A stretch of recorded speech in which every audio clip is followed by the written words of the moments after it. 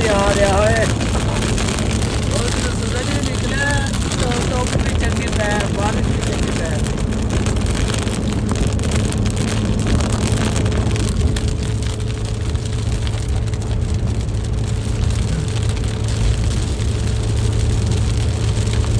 ਲਾਲਾ ਆਪਣਾ ਵੈਪਰ ਹੀ ਨਹੀਂ ਕੰਮ ਕਰਦਾ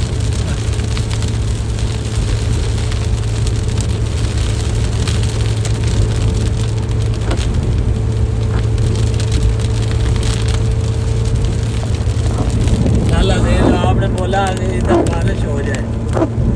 बारिश हो गई